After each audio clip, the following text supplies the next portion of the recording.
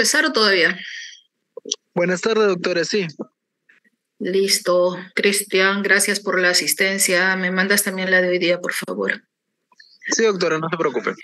Perfecto. Bueno, ahora vamos a tocar uno de los temas más importantes en neonatología, el cual nos va a ayudar a reducir incluso la mortalidad y discapacidades en nuestros bebés. Vamos a hablar, me encantaría hacerlo de repente en 3 horas, porque reanimación es tan amplio que cuando yo llevé el curso, pues me llevaron 3 días. Pero vamos a tratar de resumirlo y de darles los puntos principales en esta clase. Vamos a poner grabación. Recording in progress. Listo.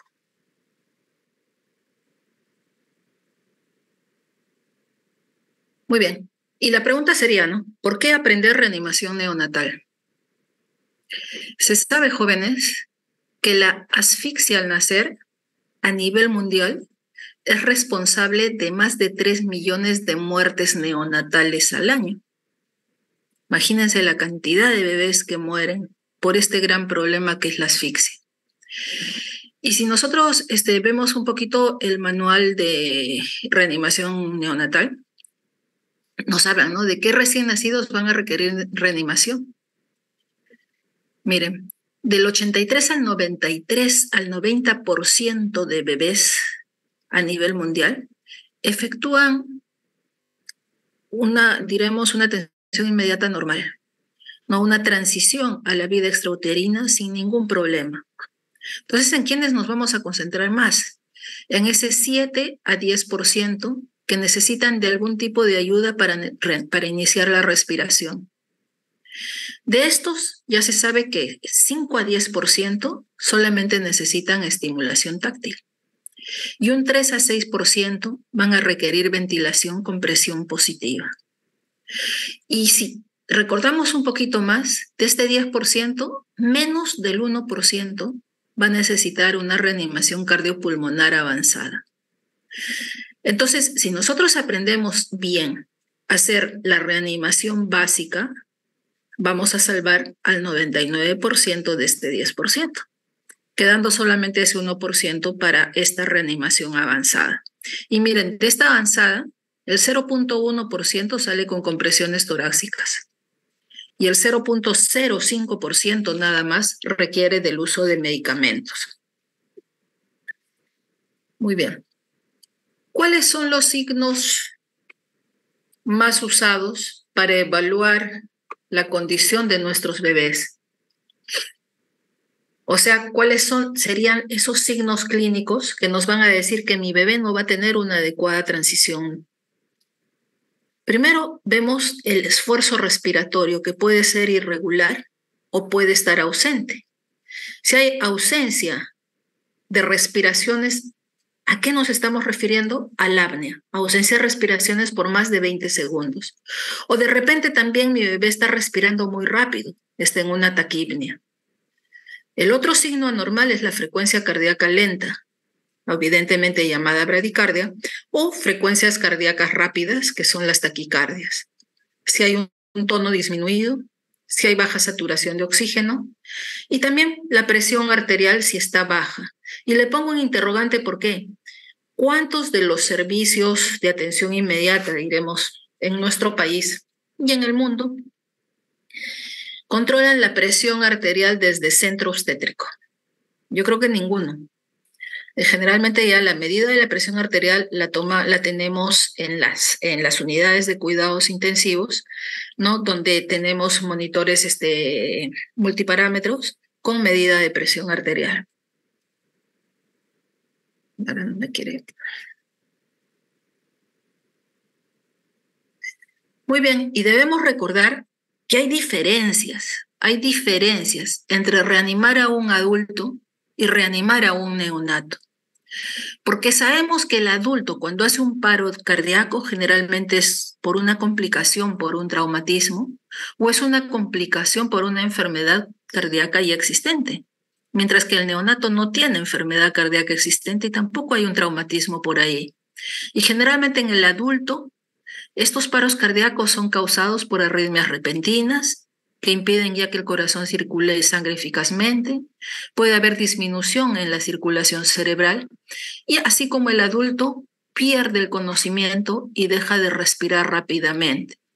Entonces, durante la reanimación cardiopulmonar en el adulto, lo más importante serán las compresiones cardíacas para mantener la circulación. Entonces también la desfibrilación eléctrica y los medicamentos. Mientras que en el neonato, sabemos que la gran mayoría de bebés tienen el corazón saludable y que el mayor problema para reanimar en nuestros bebés va a ser la respiración, ya que no va a haber un intercambio gaseoso adecuado. Este problema puede ser antes del parto, es decir, intraútero, puede ser durante todo el trabajo del parto y el parto en sí, o puede ser también que se presente después del parto. Entonces, ¿cuáles van a ser nuestros puntos claves para reanimar? Se sabe que hay algunos recién nacidos que no tienen ningún factor de riesgo, aparente, evidentemente, ¿no? Pero que a la hora que nacen van a requerir de algún grado de reanimación, incluso muchos de ellos de ventilación asistida. Entonces también no podemos quitar a los bebés que aparentemente no tienen factores de riesgo y decimos es un parto tóxico, sin factores de riesgo que vaya solo la técnica o la enfermera a atender y nosotros seguimos descansando. No. ¿Por qué? Porque pueden hacer mal este bebé. También se sabe que la reanimación en el bebé, como les decía, es el resultado de una insuficiencia respiratoria más que de cardíaca, dijimos. Y la medida, entonces, más importante y eficaz en la reanimación va a ser ventilar los pulmones en nuestros bebés. Muy pocos recién nacidos, como hemos dicho desde el comienzo, van a requerir de compresiones torácicas o masaje cardíaco, como le quieran llamar, y menos todavía requerirán de medicamentos. Entonces, esta reanimación debe ser realizada en forma rápida y eficiente. Y debe haber un trabajo en equipo. Lo que más recalca la Academia Americana de Pediatría en el manual de reanimación es el trabajo en equipo, que haya capacidad de liderazgo y de comunicación, ya que ello va a ser fundamental para una reanimación exitosa. Y nos vamos acá al famoso diagrama de flujo de la reanimación neonatal. Este diagrama de flujo tiene 5 bloques. El primero es cuando nace mi bebé y hay una evaluación inicial. El segundo será mantener la vía aérea, las respiraciones, el tercero, el cuarto circulación y el último, las drogas. Y esto poco a poco ahora en esta ponencia vamos a ir desarrollándolo paso a paso. Entonces, ¿qué es el diagrama de flujo del programa de reanimación? Acá tenemos los rectángulos. Los rectángulos son medidas que vamos a hacer que pueden ser necesarias. Y los rombos van a indicar las evaluaciones que vamos a hacer.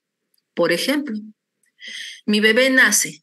Tenemos que hacer 3 preguntas principales al nacimiento. ¿Es recién nacido a término? ¿Tiene buen tono muscular? ¿Y respira o llora? Eso estará en rombo, porque estamos haciendo la evaluación de eso. Y de acuerdo a lo que encontremos, si tiene estos 5, ¿yo qué voy a hacer? Una atención inmediata, normal y corriente. Si uno de estos 3 es un no, ya tomaré otra decisión, como es calentar, secar, estimular, etcétera, mi bebé, como vamos a ir viéndolo. Este diagrama de flujo va a ser de aplicación primaria en todo centro donde hay atención de partos, durante toda la transición intra y extrauterina. Y también, ojo, puede ser aplicable durante la primera semana de vida.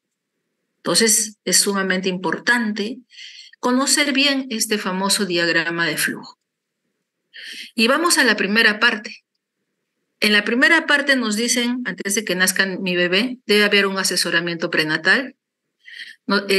Se expondrá al equipo que va a hacer esta atención inmediata o este RCP, de los factores de riesgo que tiene mi bebé y verificaremos todos los equipos para la atención inmediata.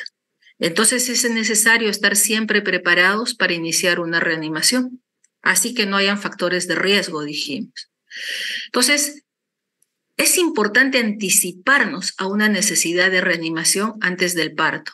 Para ello tenemos que buscar los factores de riesgo perinatales, tener un personal adecuado y organizado y tener los equipos y los insumos necesarios para hacer esta atención. ¿Qué riesgos perinatales principales tenemos que tener?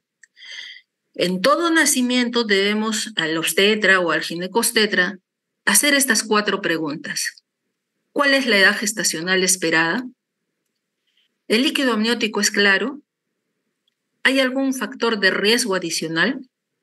¿Y cuál será el plan de manejo del cordón umbilical? Entonces, para ello, tenemos que buscar todos los factores de riesgo, llámense previos al parto, durante el parto, ¿no?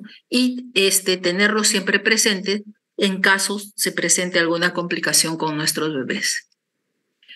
Entonces, hablábamos acá de tener un personal adecuado y organizado, como segundo punto. Evidentemente, si hay un parto sin factores de riesgo, por lo menos debemos tener una persona calificada en reanimación, cuya única responsabilidad sea atender al recién nacido. Ahí realizará los pasos iniciales y máximo llegará pues a ventilación a presión positiva. Y debe tener un teléfono o cómo comunicarse con las demás personas para hacer una llamada de emergencia en caso requiera de más personal. Pero si hay factores de riesgo, por lo menos debemos tener 2 personas calificadas y cuya única responsabilidad sea atender el parto.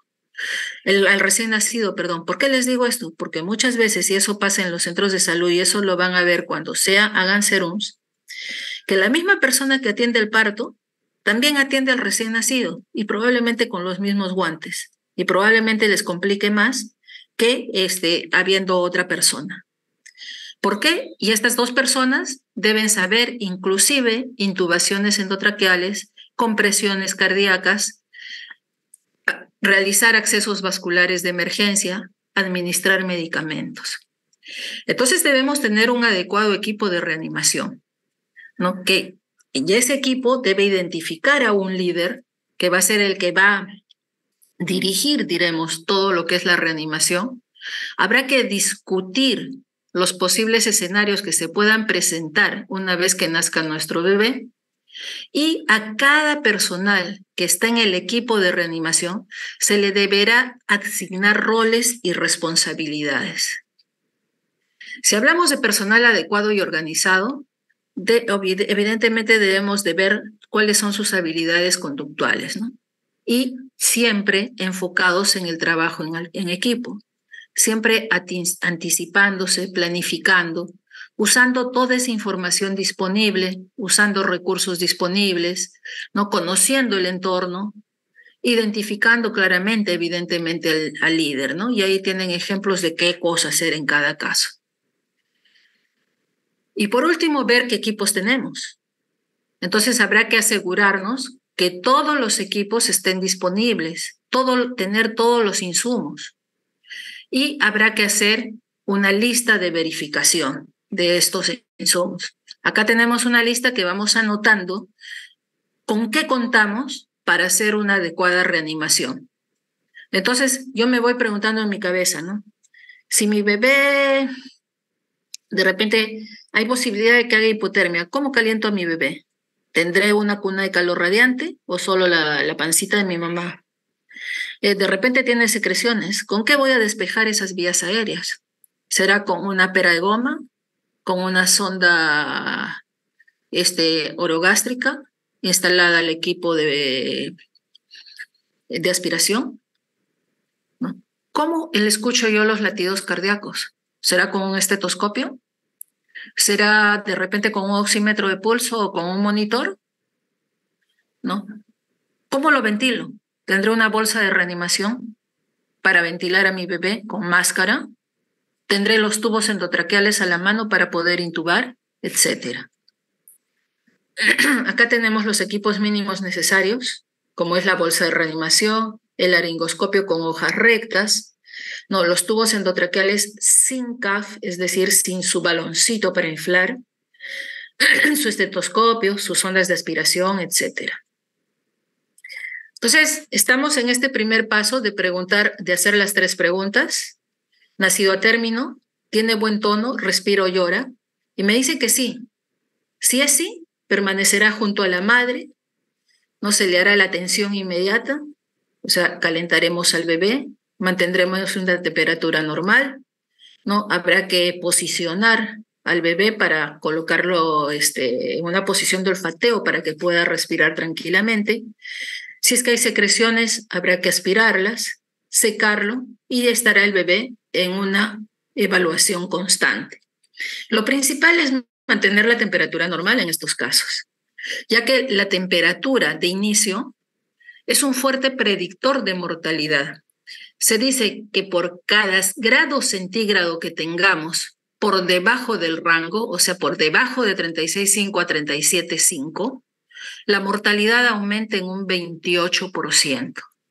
Esta temperatura evidentemente debe ser registrada, porque no solamente nos sirve para ayudar a este paciente, sino es un indicador de calidad, de la calidad de atención que estamos dando. Entonces, mantendremos la temperatura normal. No debe haber, en el ambiente de atención inmediato de reanimación en este caso, no debe haber corrientes de aire. ¿Qué quiere decir? Cerrar puertas y ventanas. La temperatura del ambiente, la Academia Europea de Pediatría de Neonatología habla de una temperatura entre 23 a 25 grados. En el MINSA nos hablan de temperaturas en prematuros mayores de 25 grados. Y en el cuarto, 26 grados. Y también propiciar el contacto piel a piel. Entonces, ¿cómo vamos a mantener esta temperatura? Secando al recién nacido, cambiando esos campos húmedos por unos secos precalentados, y si es muy prematuro, con envolturas plásticas y gorro. También podríamos tener colchón térmico o la cuna de calor radiante que tiene su colchón ahí. Si tenemos que reanimar, el aire que usemos, o sea, con el mezclador de oxígeno y todo, debe ser tibio y húmedo, y si en menores de 36 semanas, con mayor razón, tiene que haber una combinación de todo ello. Entonces, ¿qué pasa? Mi bebé nace, ¿y a qué decimos cuándo consideramos que mi bebé ya nació? ¿Cuál es la definición de nacimiento? Se considera esto, el tiempo de nacimiento, cuando la última parte fetal sale del cuerpo de la madre. Es decir, cuando termine de salir todo el cuerpito del bebé, sea por vía vaginal o por cesárea, ahí es que nació mi bebé. Y podemos hablar un poco de lo que es el clampaje del cordón umbilical. ¿En qué momento clampar el cordón? Y esto lo habla tanto la Academia Americana de Pediatría como también el Ministerio de Salud de nosotros, ¿no? En la academia se dice que debe ser no menor de 30 segundos y que se puede clampar hasta los 60 segundos. El Ministerio de Salud nos propicia entre 2 a 3 minutos. Entonces mi bebé nació a término, respira o llora, vamos al sí, hacemos todo esto de acá. ¿En quiénes está recomendado este clampaje del cordón umbilical? En los recién nacidos a término y pretérminos que no tengan ningún compromiso, especialmente 34 o 36 semanas. Evidentemente, hasta ahora no hay suficiente evidencia para recomendarlo en aquellos bebés que requieran reanimación, que hay que llevarlos a la mesa de atención, o sea, a la cuna de calor radiante para poder reanimarlo. Entonces, el cordón pues no es tan largo para llegar hasta la mesa de calor radiante. Entonces, todavía la Academia Americana de Pediatría dice que sí, hay que clampar rápidamente y llevarlo para hacer la reanimación respectiva. Aunque ya las guías europeas, chicos, hablan de poder reanimar en el vientre materno, esperando justamente a que haya ese pasaje de sangre en el clampaje oportuno de cordón y evitar así mayores problemas de oxigenación en el bebé posteriores. Tampoco hay suficiente evidencia para recomendar el ordeñamiento. ¿qué se hacía antes y especialmente en menores de 29 semanas, ¿no? ¿Qué se hacía? La sangre que estaba en el cordón, se le ordeñaba, se le pasaba al bebé, no para justamente evitar esto del clampaje oportuno del cordón, pero no hay mayor evidencia y especialmente en menores de 29 semanas. ¿Qué hay evidencia en lo que es el manejo del cordón umbilical? Si mi bebé es prematuro y no requiere reanimación, habrá que demorar el clampaje por lo menos 30 segundos. Si es a término y no requiere reanimación, habrá que demorar el clampaje igual, como mínimo 30 segundos. Si es a término o es prematuro y requiere reanimación al nacer, todavía no hay evidencia suficiente para saber cómo es el clampaje del cordón umbilical. Y evidentemente no se recomienda el ordeño del cordón, dijimos, en menores de 29 semanas, porque aumenta el riesgo de hemorragia intraventricular. Tiene una recomendación 2A, o sea, es una recomendación débil a moderada. Seguimos con los pasos iniciales. Entonces, evaluamos, nacido a término, tiene buen tono, respira o llora, me dicen que sí.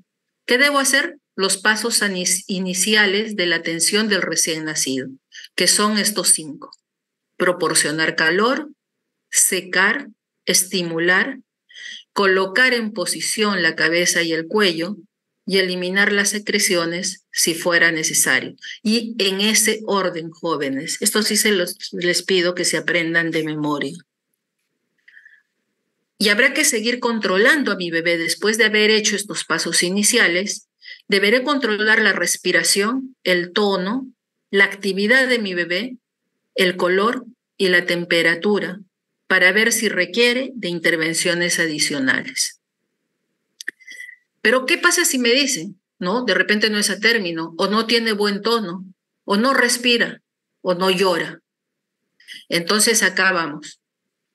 ¿A quiénes se les dice recién nacidos no vigorosos y prematuros? Si la respuesta a cualquiera de estas 3 preguntas es un no, el bebé debe ser llevado a una cuna de calor radiante o una mesa junto a la madre o en el vientre materno, porque lo más probable es que requiera de algún otro tipo de intervención. Igual se le calentará, se le mantendrá la temperatura, etcétera, si fuera necesario. Y ahí vamos completando las 4 secuencias, que es la estabilización inicial, la ventilación y oxigenación, compresiones torácicas y administración de epinefrina y o volumen. Entonces estamos acá, es no. ¿Qué me dicen? Que debo mantener la temperatura normal, debo secar y estimular. Secado, dijimos, con un campo precalentado y después cambiarle ese campo por otro precalentado seco. ¿Y cómo estimulamos? Ojo, si mi bebé es menor de 32 semanas, no es necesario secarlo. Se le coloca en una bolsa de polietileno y con eso se le mantiene a la temperatura adecuada. ¿Y cómo estimular? No se trata de causar daño. Entonces, la estimulación tiene que ser suave, a base de tincoteos o 2 a 3 frotadas en la espalda. No es cuestión de pegar a nuestros pobres bebés. Esto es lo mismo. Muy bien. Luego de ello, dijimos en los pasos iniciales, colocar la vía aérea en posición, la famosa posición neutral o de olfateo. ¿Cuál es? La C en este caso, ¿no? ¿O es la A? Es la A. Ni tan flexionada la cabeza, ni tan hiperextendida su cabecita, porque ¿qué vamos a hacer al flexionar o al hiperextender? Cerrar la tráquea. Entonces, lo que tenemos que hacer más que nada es ayudarle a que esa tráquea esté abierta. Se puede inclusive echar mano a una toalla, a un rollito, un pañalito puede ser bajo los hombros, ¿no? Que nos puede ayudar a mantener esa posición. Claro que es opcional, pero se puede hacer. Y eliminar secreciones en caso lo hubiera. ¿En qué casos? si mi bebé no respira, si hay jadeo o boqueo, si tiene un pobre tono, si hay secreciones que obstruyen la vía aérea, si tiene dificultades en limpiar por sí mismo estas secreciones, si hay líquido meconial o si se anticipa también de dar ventilación a presión positiva. Y empezaremos aspirando las secreciones, primero boca y después la nariz. Y acordémonos de esto, en el orden, en el alfabeto, primero es la M, después la N. Entonces, primero boca, mouth before nose, ¿no? ¿Con qué vamos a aspirar? Podemos aspirar, dijimos, con una bombilla para succión, que es la pera de goma, y siempre tener cuidado de no realizar una succión enérgica ni profunda.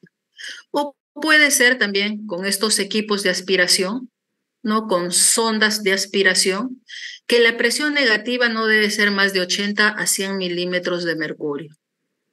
Si nosotros introducimos muy drásticamente de repente la sondita, ya sea por la nariz o la boca, podemos producir un reflejo vagovagal y producir apneas, bradicardias, hasta paro respiratorio. Entonces, solamente introducir en boquita, se dice hasta 2 centímetros, para aspirar principalmente los carrillos, y por la nariz hasta 5 centímetros. Entonces, estamos acá, ya hicimos todo esto,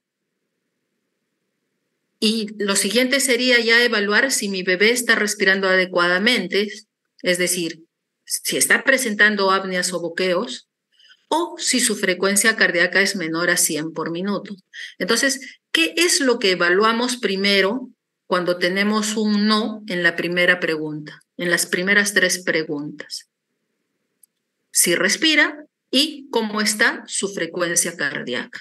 La frecuencia cardíaca, jóvenes, es lo que más nos va a orientar a ver cómo está yendo nuestro bebé. Acá tienen un bebé. Para ir identificando cómo es el apneobloqueo, vamos a ir viendo. Uy, se me ha ido.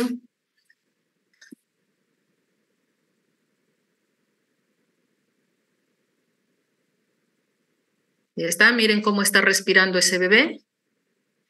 Cómo abre la boquita para tratar de tomar el aire necesario para poder ventilar sus pulmoncitos.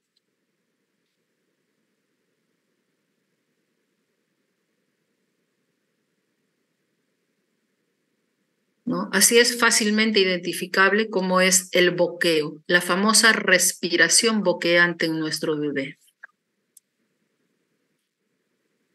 Muy bien, ahí le están colocando oxígeno en un cabezal de oxígeno para irlo viendo. Entonces, recordemos, mi bebé, si no respira, o sea, si una de las 3 preguntas está mal, le hago los pasos iniciales de la reanimación o de la atención inmediata y veo que tiene apnea o boqueo, lo primero que yo debo de controlar es la frecuencia cardíaca, ya que la frecuencia cardíaca es el predictor más importante de respuesta inmediata. Ahí se verá la eficacia de la reanimación que yo voy a hacer. Hay diferentes formas de controlar esta frecuencia cardíaca. Puede ser con un estetoscopio, auscultándolo. Puede ser palpando el cordón umbilical si es que todavía no ha dejado de latir. Puede ser a través de un oxímetro de pulso. Y lo último que incorpora la Academia Americana de Pediatría es un electrocardiograma con 3 electrodos, que puede ser a través de un monitor o un EKG monitoreado. Si lo auscultamos, ¿dónde debemos colocar el estetoscopio? En el hemitórax izquierdo, y se deberá contar. Para lo único que contamos en 6 segundos, la frecuencia cardíaca es para efectos de reanimación, que yo no puedo contar 60 segundos, que sería el famoso minuto de oro. Voy a desperdiciar 60 segundos en tomarlo y no voy a reanimar, no. En estos casos habrá que contarlo en 6 segundos y multiplicaremos por 10. Si los latidos son muy rápidos, hasta puedo marcar con el dedo. No voy siguiendo el latido para poder contar más fácil estos latidos cardíacos. ¿Y cómo evaluamos entonces la respuesta de mi bebé a estos pasos iniciales? Evidentemente, mediante el control de la frecuencia cardíaca, que puede ser auscultándolo, puede ser, volvemos a repetir, palpando el latido del cordón umbilical a través de un oxímetro de pulso o un EKG. Entonces, mi bebé de repente está más o menos, pero le veo que está morado, pero sí está respirando solo. No puede tener una cianosis central por ahí. Le puedo administrar yo lo que se llama el oxígeno al flujo libre. ¿Qué haremos? Le colocaremos al bebé el oxímetro, ¿no? ¿Y qué quiere decir el oxígeno a flujo libre? Tener ahí conectado el oxígeno a 10 litros por minuto con el mezclador y acercaremos, que puede ser una mascarita o con mi mano de repente y una sondita, haciendo un efecto de paraguas para que le llegue alguna cantidad de oxígeno a mi bebé mientras está ventilando. Y por acá tenemos eso, acá está, ¿no? Está la conexión de oxígeno y le llevamos al bebé. Esta es una forma de darle oxígeno a flujo libre. Entonces estamos por acá, miren. Vimos que apneo-boqueo, no. Preguntaremos, ¿respira con dificultad o tiene cianosis persistente? Sí. Lo colocaremos en posición, despejaremos la vía aérea. Le colocaremos el oxímetro de pulso para ver si necesita oxímetro suplementario y de repente considerar la necesidad de colocarle un CPAP nasal. Si tiene apneo-boqueo o su frecuencia cardíaca es menos de 100, ahí recién empezamos la otra parte, que es la ventilación a presión positiva.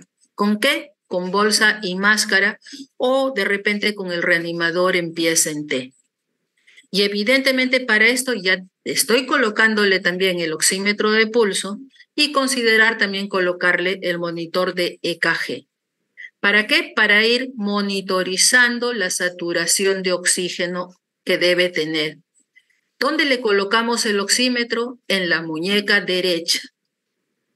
Estas son las saturaciones, miren las oximetrías que debe tener mi bebé. Al minuto yo no voy a esperar que mi oximetría pues esté en más del 90%.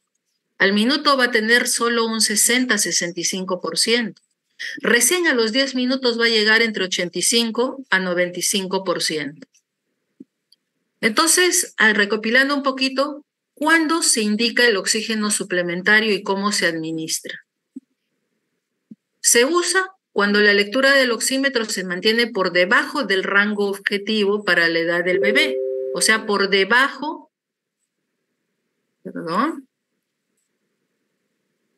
por debajo de esta saturación objetivo preductal que hemos estado viendo acá. ¿Cómo le podemos dar? Como oxígeno a flujo libre, acá es con una mascarita, ¿no? Cerca a su nariz. Diferentes formas de dar el oxígeno a flujo libre. De repente ya colocarle un CPAP, ¿no? Porque dice, ¿qué hace si el bebé respira con dificultad o presenta baja saturación de oxígeno persistente? Le estoy colocando a flujo libre y mi bebé no mejora. Entonces consideraré la posibilidad de colocarle un CPAP nasal, que puede ser a través de la mascarita o con prons nasales. Pero, ¿qué hacemos? Después de los pasos iniciales, dice, ¿qué debe hacer si el bebé no respira o su frecuencia cardíaca es baja? Tenemos dos casos ahí. Bebé no respira, frecuencia cardíaca baja. Lo que debemos hacer ya es considerar y empezar la ventilación a presión positiva. ¿A qué le llamamos frecuencia cardíaca baja? Frecuencia cardíaca menos de 100 latidos por minuto. Para esto ya le estaremos pidiendo ayuda adicional a otro profesional más, si es que estoy sola. Y si el bebé no ha respondido a los pasos iniciales en el primer minuto de vida, no será pues adecuado seguirle estimulando o seguirle dando solo oxígeno a flujo libre, ¿no? Sino ya ventilación a presión positiva. Para esto tenemos diferentes dispositivos.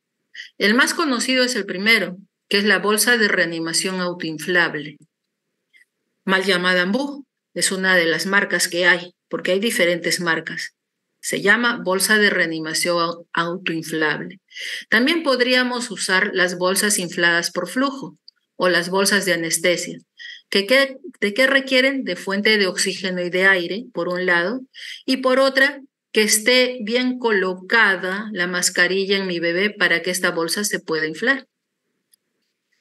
O las que tenemos ahora también, y creo que en todos los servicios ya hay, los ventiladores en pies en T, que pueden ser de diferentes marcas, el Neopaf, que es el que ha llegado al Perú, que también hay el Neoti, que es más barato, ¿no? Pero que tiene la misma función, donde ya nosotros podemos programar a qué presión le vamos a dar a mi bebé la ventilación, a presión positiva, a qué presión inspiratoria pico y a qué presión positiva al final de la expiración. Y lo único que hacemos es colocarle la mascarita en la cara e ir presionando con el dedo para ventilar a nuestro bebé.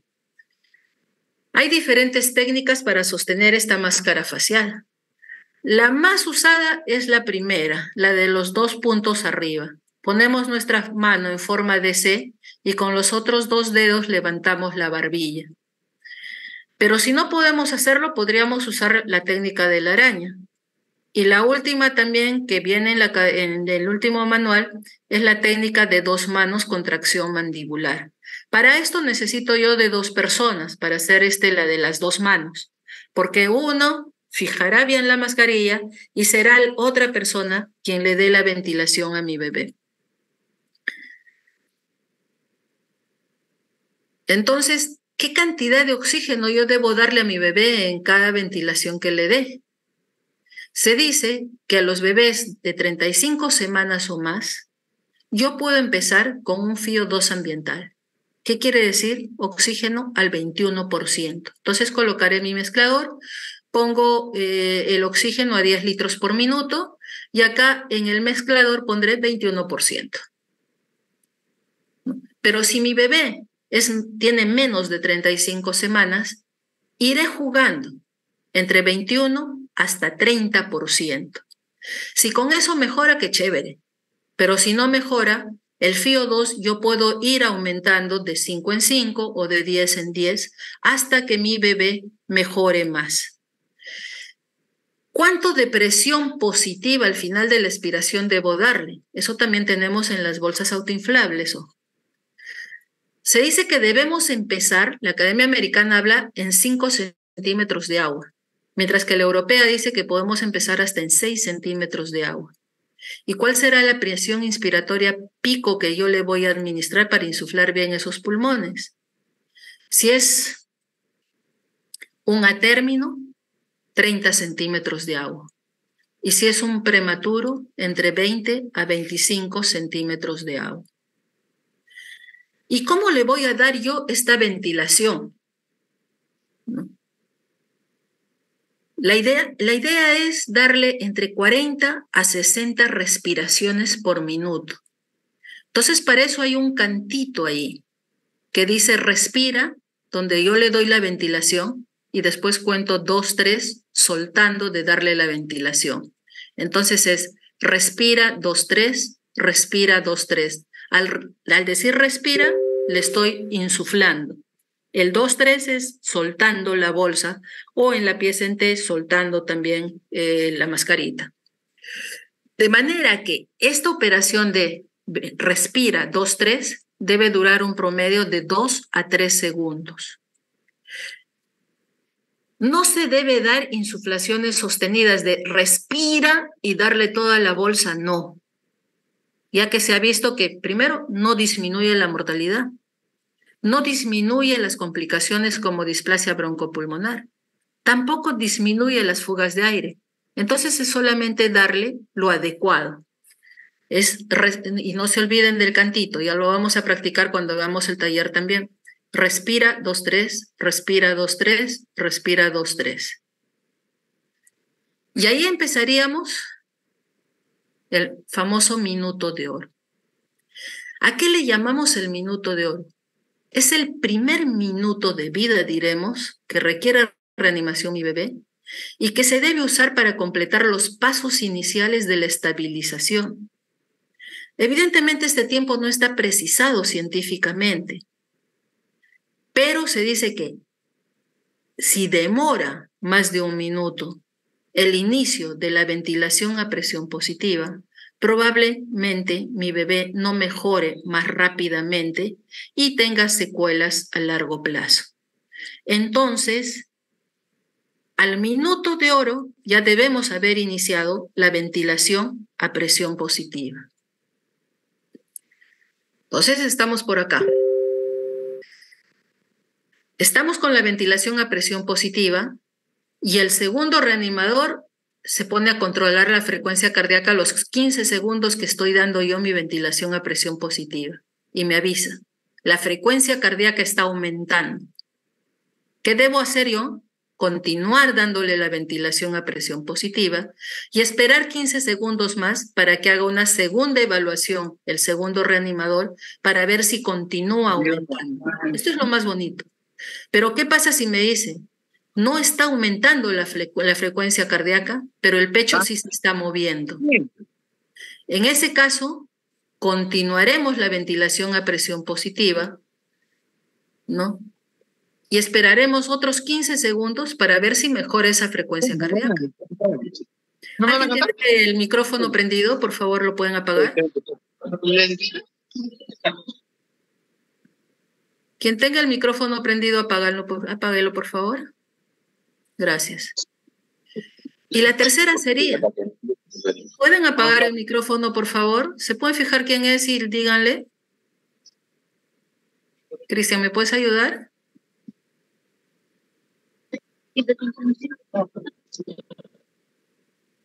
Distraen con eso.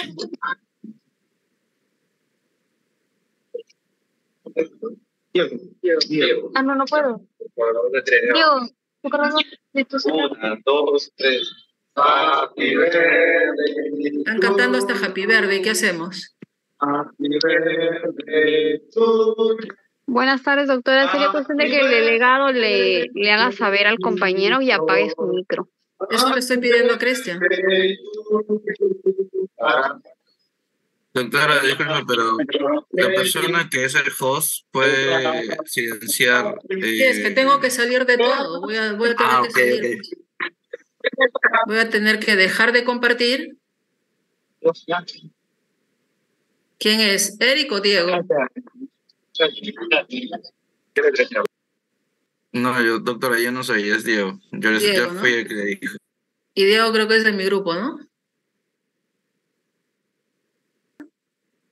Que el reanimador me dice a los 15 segundos, la frecuencia cardíaca no está aumentando y el pecho no se está moviendo. ¿Qué debo hacer yo como primer reanimador? Los pasos correctivos de la ventilación. ¿Cuáles van a ser? Ahí ya vamos a entrar a tallar en el siguiente tema, que es el famoso Mr. Sopa, ¿no? Y anunciaremos cuando el pecho se esté moviendo y continuaremos esta ventilación hasta que pasen los 30 segundos para volver a controlar nuevamente la frecuencia cardíaca. Y este es el famoso Mr. Sopa. Dijimos, primera evaluación, evaluamos la frecuencia cardíaca, ¿no? A los 15 segundos. ¿Cuántas ventilaciones más o menos le habremos dado a los 15 segundos? De 5 a 10 ventilaciones antes de usar el Mr. Sopa. Pero el pecho no se me mueve, no mejora la frecuencia cardíaca. ¿Qué debo hacer? Primero, ver cómo está la máscara. De repente hay fuga de aire por los costaditos. Debería ajustar más esa máscara. El siguiente paso, reubicar la vía aérea. Colocarle en su famosa posición de olfateo a mi bebé y seguiré dándole la BPP. De ahí la S. ¿Hay secreciones? Pues tendré que aspirar primero boca, después nariz. Y la O de open, abrir la boca. Le sigo ventilando. Después, no está mejorando. Presión. De repente le estoy dando poquita presión. De repente, en vez de darle 30, le estoy dando 20. Le aumentaré 10 más. Entonces, aumenten la presión. Sigo ventilando. No mejora mi bebé, consideraré una vía aérea alternativa, que puede ser mediante una intubación endotraqueal o la colocación de una máscara laríngea. Entonces, estos son los pasos correctivos de la ventilación. Y estamos por acá. Para hacer la vía alternativa tenemos los tubos endotraqueales, que de acuerdo al peso de mi bebé uso el tamaño del tubo, ¿no? Menores de 1000 gramos o de 28 semanas, 2.5. Entre 1000 a 2000, tubo 3, o 28 a 34 semanas. Y mayores de 34 semanas o más de 2000, usaré un tubo 2.5. O también puedo usar, si no soy ducha, intubando a un bebé, puedo colocarle una máscara laríngea, pero esto principalmente ya hay mascaritas para mayores de 1800 gramos. No, en el Perú todavía no los tenemos. Acá están. El tubo endotraqueal nos sirve también no solamente para ventilar, sino para aspirar el meconio, ¿no? Está en el Mr. Sopa, diremos, nos sirve ya para dar masaje cardíaco, ¿no? Y hay circunstancias especiales en que hay que colocar desde que nació mi bebé, como es en la hernia diafragmática congénita, o si es un prematuro extremo que requiere de administración de surfactante, antes de estarle dando ventilación con bolsa y máscara, mejor lo intubo y le ventilo por ahí. No, la máscara de laringia, todavía acá la lámina está con mayores de 2000, pero ya sé que han salido de más de 1800. Si no puedo intubar, bueno, le coloco una máscara por el momento, pero no me va a servir para aspirar meconio, ni dar masaje cardíaco, ni dar ningún medicamento endotraqueal. Pero sí nos sirve para salvar el apuro, diremos, la urgencia. Bueno, intubé a mi bebé. ¿Cuánto del tubo debo introducir yo a mi bebito? ¿Qué profundidad tengo que hacer? Hay dos formas, jóvenes. Una, que es la más fácil de repente, el peso más una constante que es 6. Y la otra forma que ha salido también en los manuales es la distancia nasotrago. Medimos la distancia entre la nariz y el trago de mi bebé más 1, y esa es la cantidad que debo introducir yo o el tamaño que debo introducir yo del tubo. ¿Cómo sé que está bien colocado el tubo? No hay ningún método que me diga al 100% que intubé bien, pues. Pero si mejora la frecuencia cardíaca, mejora el color de mi bebé, pues ese tubo está bien colocado, ¿no? Además de eso, si encuentro los ruidos respiratorios en ambos campos pulmonares, si no se hincha su pancita, o si encuentro vapor condensado en el tubo, ¿no? Y el movimiento del tórax es simétrico, digo, este tubo está bien colocado. Estará mal colocado si mi bebé no mejora su frecuencia cardíaca, está cianótico, ¿no? De repente le pongo el aparatito para medir el CO2 y no me cambia de color, que nos ayuda, pero tampoco nos dice al 100% que esté bien o no, ¿no? Si no ausculto bien el murmullo vesicular, su abdomen, su pancita está hinchada, distendida, globulosa, ¿no? Y pongo de repente mi estetoscopio ahí y escucho el pasaje de las ventilaciones en la pancita más que en el tórax, ¿no? Cuando no encuentro ese vapor condensado en el tubo y cuando el movimiento del tórax es asimétrico. Y recordar esto, ya le intubé, le estoy dando ventilación a presión positiva y mi bebé no mejora. O de un momento a otro, empeora. Recuerden también esta mnemotecnia, así como recuerdan el Mr. Sopa, ahora también van a recordar el famoso dope. ¿Qué habrá pasado con ese tubo?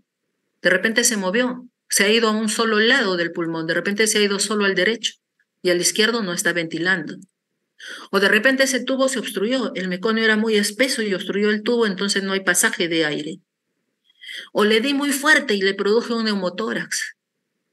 O de repente la bolsa de reanimación que estoy usando tenía un hueco y no le está llegando la cantidad suficiente de aire a mi bebé. Entonces este DONE es importante también para corregir y mejorar en vez de que se empeore nuestro bebé. Y estamos acá. Le intubamos, ¿no? Acá hicimos el Mr. Sopa y seguimos evaluando a nuestro bebé, pero pasaron los pasaron los 30 segundos y ¿qué pasa? En vez de mejorar mi bebé, su frecuencia cardíaca está a menos de 60 por minuto. ¿Qué debo hacer en estos casos? Si todavía no lo he intubado, pues tengo que intubarlo, porque si está a menos de 60, ¿cuál es el siguiente paso que debemos hacer? El masaje cardíaco.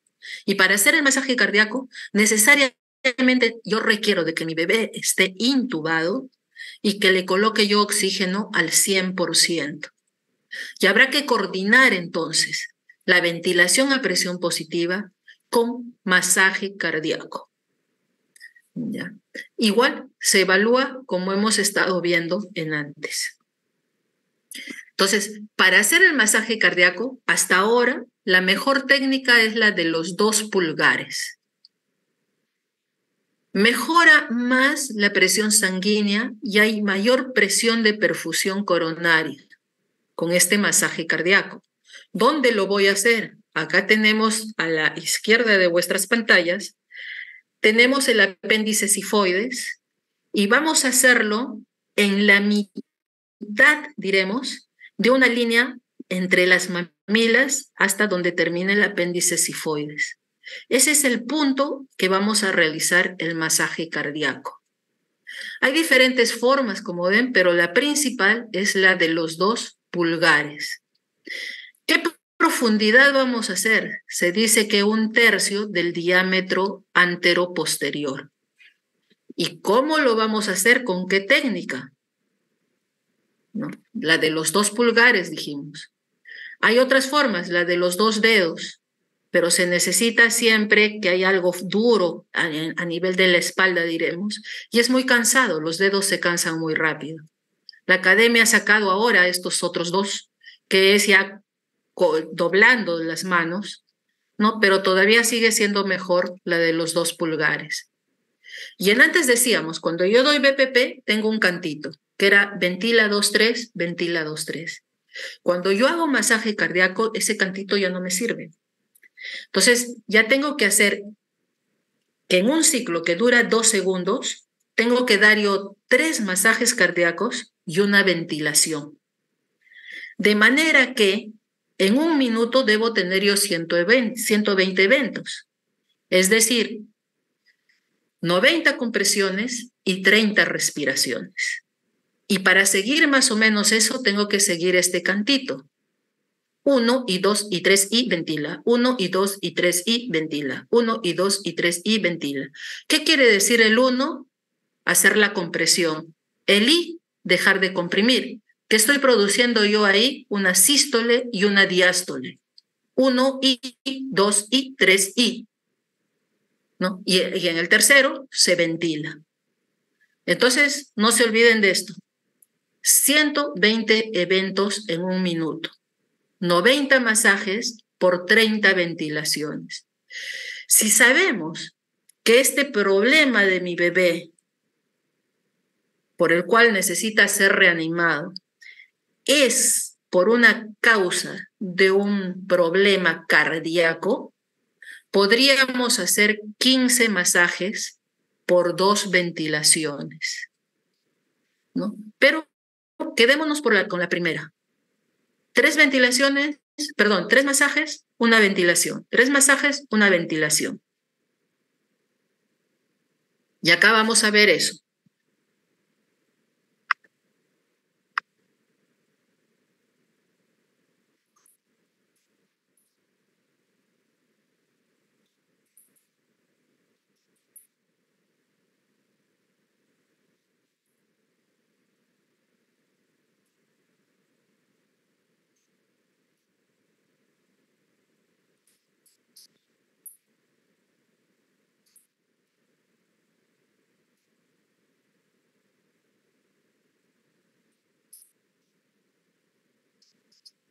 Y miren que no está levantando el dedo pulgar, ¿eh?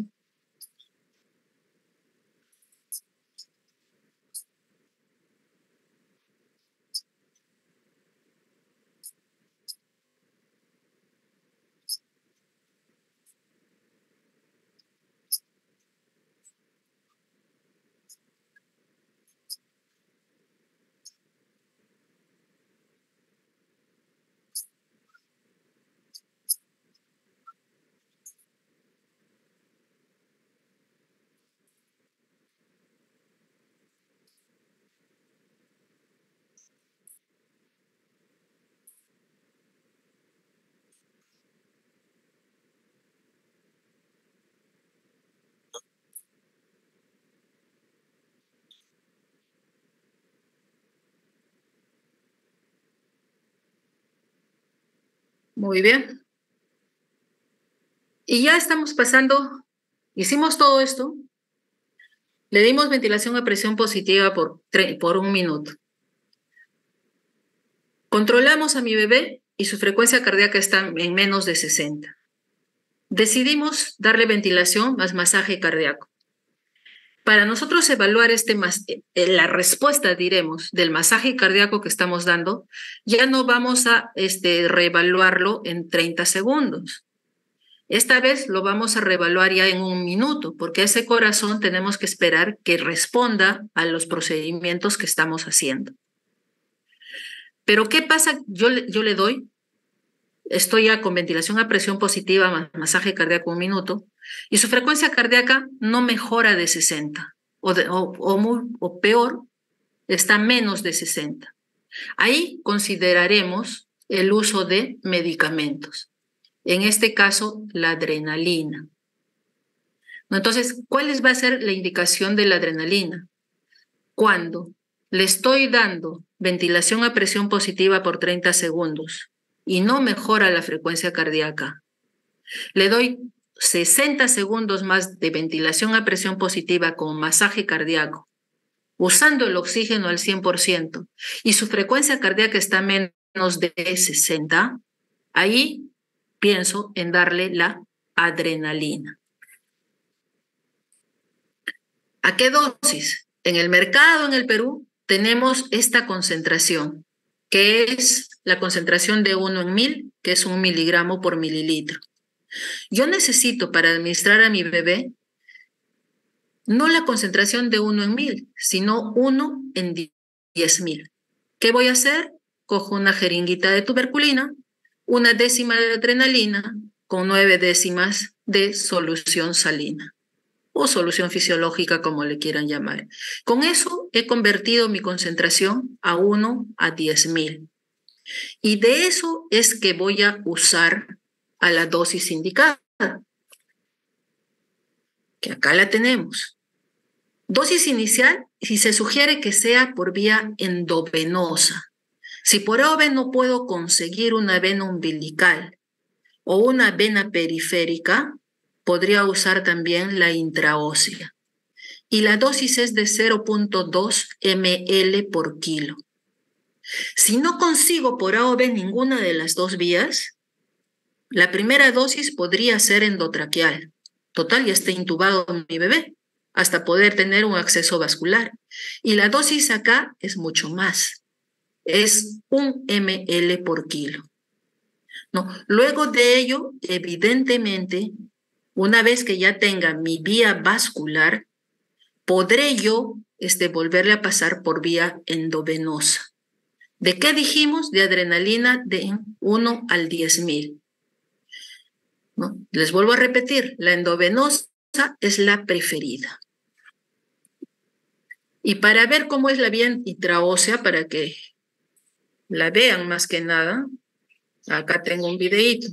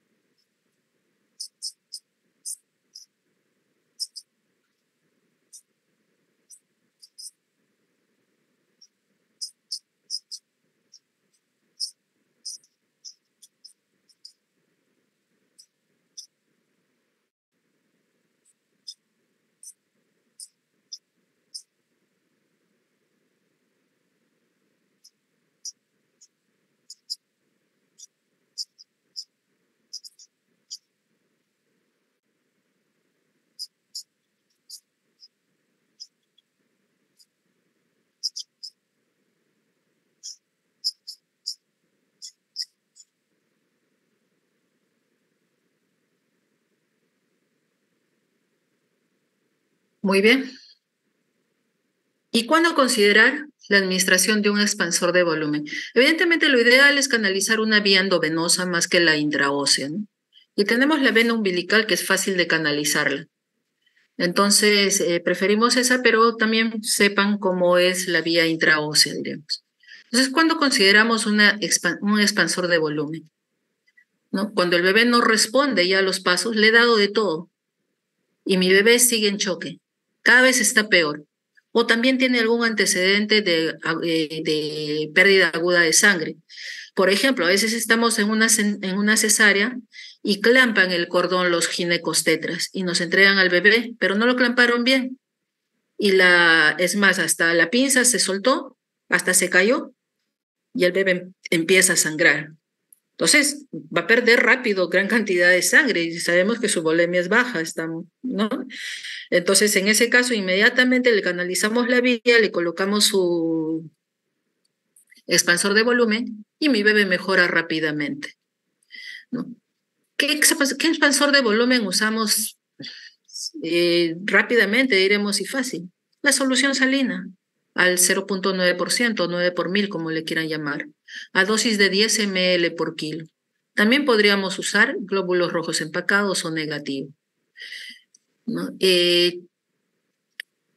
Hay que tener cuidado en bebés principalmente de menos de 30 semanas de edad gestacional, porque pasarle rápidamente volúmenes grandes, diremos, de líquidos a este bebé, lo que podemos hacer es aumentar el edema cerebral en estos bebés. Entonces, me pueden decir, ¿no? Ya, seguí todo este diagrama. Hemos visto paso por paso todo este diagrama de acá. Pero mi bebé está en asistolia. No tiene frecuencia cardíaca. ¿Cuánto tiempo debo yo continuar reanimando a mi bebé? La Academia Americana de Pediatría habla de que si hay una ausencia persistente de latidos cardíacos detectables a los 20 minutos, podemos decir de que mi bebé ya fue. Ya fue. Es un pronóstico firme decir eso, pero no absoluto, de mortalidad y de morbilidad grave, ¿no? Entonces, esperar una reanimación, en teoría, no debe durar más de 20 minutos.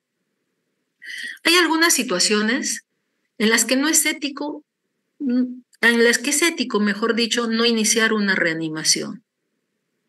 Entre ellas, una edad gestacional confirmada menos de 22 semanas.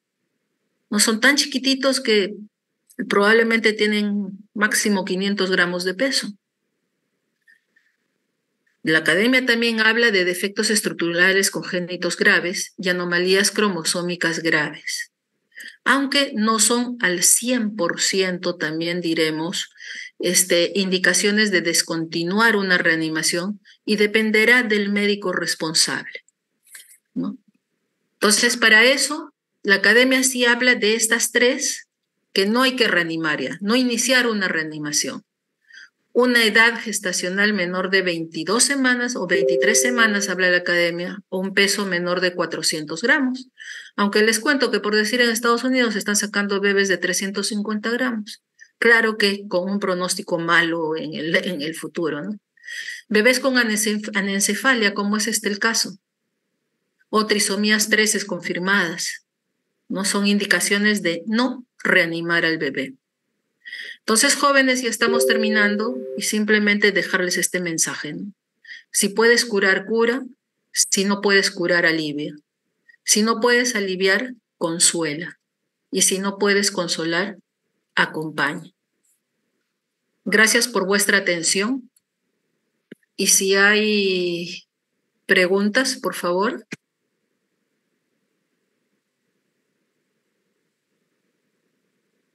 Y luego la de la vena umbilical, algo así mencionó, no le entendí bien eso.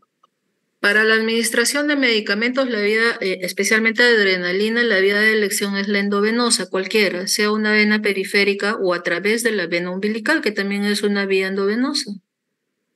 Eso es lo que he tratado de decir, ¿está bien? Ya, pero ¿Se entendió mejor, Melissa? Sí, sino que esa parte no la escuché bien, por eso que no la entendí. Pero ahora sí, si me dice vía periférica o la vena umbilical, si se tiene el acceso. Es la vena que tú encuentres Ujú. disponible. La de acceso más fácil es la vena umbilical. Pero cualquier vena periférica nos puede ayudar. Sino que es más difícil buscarla en ese momento, lo primero que vamos a encontrar es la vena umbilical, que la tenemos a la mano.